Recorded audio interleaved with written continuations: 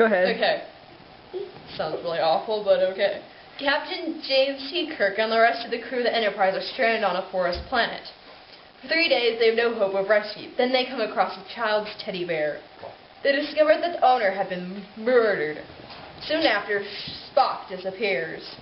The next day, Bones uses a stethoscope to determine the cause of death of the murdered child. She had been strangled. A tickle-me-pink ribbon was the weapon. The group comes across a group of savage creatures who are planning to sacrifice Spock. After a daring rescue, they learn to their horror that one of their own is a traitor and the murderer. After a fight between Kirk and the murderer, in which Kirk wins, of course, the crew is then rescued by another ship. The end. In episode 463. Somewhere in unknown space, the teleporter malfunctions and the stethoscope flies into the controls, entering crewman number 37, with whom Kirk had the most amazing chess game 11 years ago. He undergoes a physical transformation, and after nearly sending the ship and all of humanity to their end, Spock finally convinces Kirk to use his teddy bear to stop crewman 37, who turns tickle-me-pink in the process. Okay. I were related. How? Episode 6.5 plus 12 minus 1 plus 13.563. Spock and the captain find a tickle-me-pink teddy bear on board the Enterprise. Soon after the mysterious appearance of the bear, McCoy becomes convinced that he is in love with his stethoscope.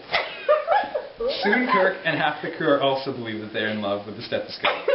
Spock must unravel the mystery and discovers that he must destroy the bear and recite Shakespeare until Kirk and the crew come back to their senses. Star Trek episode 15687 and a 4. Kirk's childhood teddy bear gets kidnapped during a planet explorative trip. While Spock and Kirk set out to search, McCoy is ecstatic with the ancient discovery of a stethoscope buried deep beneath the planet's surface, where Kirk's teddy bear just so happens to be being held captive by a very attractive alien princess. Tickle-me-pink skin and hair. Kirk receives word from McCoy, and as he reaches to her underground lair, he falls passionately in love at first sight. Of course. But when he goes to kiss her, entranced by her pinkness, she disintegrates into tickle-me-pink sugar, and Kirk weeps. Sad face. But Spock helps Kirk pull himself together and single-handedly saves his lost teddy bear and brings him, Kirk, McCoy, and the teddy bear back to the surface and safely to the ship. Yep. Kirk and Spock get lost on a planet where everything except the lily pads are tickle-me-pink. Kirk falls in love with a tickle-me-pink teddy bear he thinks is a girl because of the pink. To get off the planet, Kirk and Spock must find a tickle-me-pink stethoscope, which will transport them back to their ship. It is especially hard to find since everything is the exact same color, tickle-me-pink. Luckily, it is lying on a lily pad. Kirk is very distracted because of the tickle-me-pink things he thinks are girls. To be continued. Hey, Melanie. Alright, this is a never-before-seen episode of Star Trek, the original version.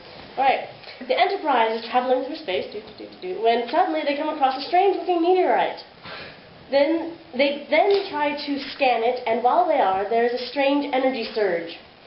They just think it's a little odd, but don't think anything of it. The scans show that the meteorite is made up of a strange new material. As they go on with their day, Waffle Hair, or Janet, I suppose we know she's called now, anyway, comes across this fuzzy little creature, thinking that it's oh so cute, and not thinking about how it actually got there, took it to her cabin. Spock finds one that's sitting on a science station, and etc., etc. Eventually, they all grow bigger, and Waffle Hair Janet says, they look like teddy bears. They don't think that they're dangerous, but then the energy starts to fail. Scotty is very confused because everything seems to be working, and everything's there, and nothing's missing. Eventually, there's a lot of eventually in here, eventually they find that it's the queen of the teddy bears, who is bright tickle-me-pink, by the way, holed up in a J tunnel. feeding on the energy. Captain Kirk asks how they can be sure it's the Queen, and Bones points out the crown and says, it looks a lot like an old-fashioned medical device called a stethoscope. Eventually, Captain Kirk has to fight the teddy bear queen, and in the process, his shirt gets ripped off.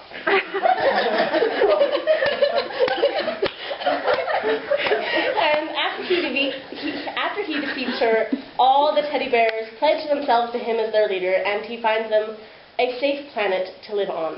And it ends with him making a not-so-witty remark, with his crew gathered around him, and he gives his half-smile smirk. Recording. When a Trekkian moon princess falls for Captain Kirk, wedded bliss seems imminent until dark secrets emerge about her past. Unable to look past her addictions to tickle-me-pink poopy dresses, he starts another war with the Klingons when he calls their captain a wussy teddy bear.